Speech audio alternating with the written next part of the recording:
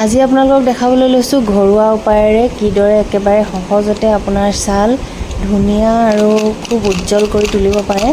তাৰে অকণমান চেষ্টা কৰিলোঁ আপোনালোকক দেখাবলৈ। আৰু মুখত যে যিবিলাক ক'লা দাগ আছে, যিবিলাক সৰু সৰু যিবিলাক ক'লা দাগ থাকে, সেই দাগবোৰ কেনেদৰে আঁতৰাব পাৰি, আৰু যিবিলাক ছানবাৰ্ণ হয়, ছানবাৰ্ণ হ'লেও মানে এটা চামনি পৰাৰ দৰে হয়, এই ছানবাৰ্ণ হোৱাৰ দাগটো কেনেদৰে আঁতৰাব পাৰি, আৰু মুখখন যিটো মানে ড্ৰাইনেছটো আঁতৰি যাব, আৰু যিবিলাক ছালৰ যিটো উজ্জ্বলতা, সেইটো উজ্জ্বলতাও বাঢ়িব। আপোনালোকক মই প্ৰথমতে লৈছোঁ এনেদৰে অলপ ভাতৰ মাৰ লৈছোঁ, আৰু ভাতৰ মাৰ মানে ভাতো অলপ ল'ব লাগিব, অকল মাৰটো ল'লে নহ'ব।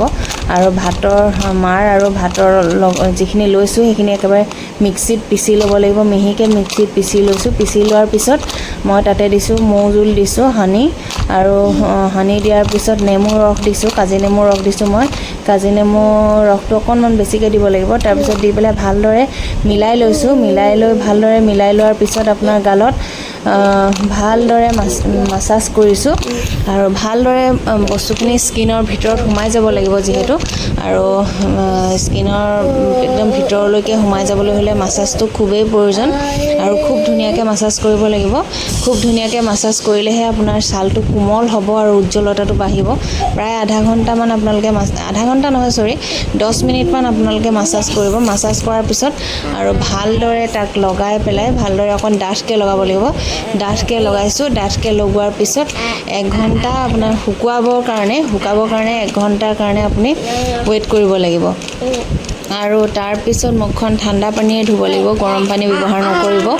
আৰু ঠাণ্ডা পানীৰে ধুই তাৰপিছত আপুনি যিটো মইশ্চাৰাইজাৰ ইউজ কৰে, সেই মইশ্চাৰাইজাৰ আপুনি লগাই থ'ব পাৰিব, বা ছানস্ক্ৰীম লগালেও হ'ল, যিকোনো ক্ৰীমে আপুনি ব্যৱহাৰ কৰিব পাৰে। তাৰপিছত লগাই ৰাখিব পাৰিব। ইমানেই ছফ্টনেছ এটা আহে নহয়, একদম কোমল, মানে কি ক'ম, ছফ্টনেছটো পিছদিনাখন আৰু ধুনীয়া হৈ যায় স্কিনটো। আপোনালোকে এবাৰ লগাই চাবচোন। লগাই চোৱাৰ পিছত নিজেই গম পাব, মানে বস্তুটো তাৰ ৰিজাল্টটো নিজেই পাব আপোনালোকে। কিমান ধুনীয়া হয় নহয়, মানে বস্তুটো বহুত ছফ্ট হয়, আৰু যিখিনি ক'লা দাগ আছে, ক'লা দাগখিনিও লাহে লাহে নোহোৱা হৈ যায়।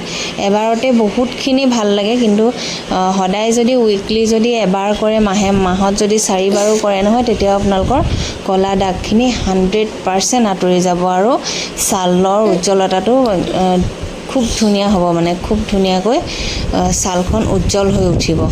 এবাৰ আপোনালোকে চেষ্টা কৰি চাবচোন। মই এইদৰে এবাৰ ঘৰতে, আৰু খুব ঘৰুৱা, সকলোৰে ঘৰত থাকেই যিহেতু, আৰু ভাতৰ মাৰ আৰু ভাত অকণমান, তাৰপিছত নেমু আৰু মৌজোল, এই 3টা বস্তুৰে আপোনাৰ ছাল একেবাৰে ধুনীয়াকৈ উজ্জ্বল কৰিব পাৰিব। আজি ভিডিঅ'টো কেনেকুৱা পালে আৰু এবাৰ জনাব। আপোনালোকে যদি মোৰ ভিডিঅ'টি চাই ভাল পালে, তেতিয়াহ'লে লাইক আৰু ফ'ল' কৰিবলৈ নাপাহৰিব। আৰু আপোনালোকক সকলোকে বহুত বহুত ধন্যবাদ জনাইছোঁ, যিয়ে মোৰ ভিডিঅ'টি আপোনালোকে শেষলৈকে চোৱাৰ বাবে বহুত বহুত ধন্যবাদ।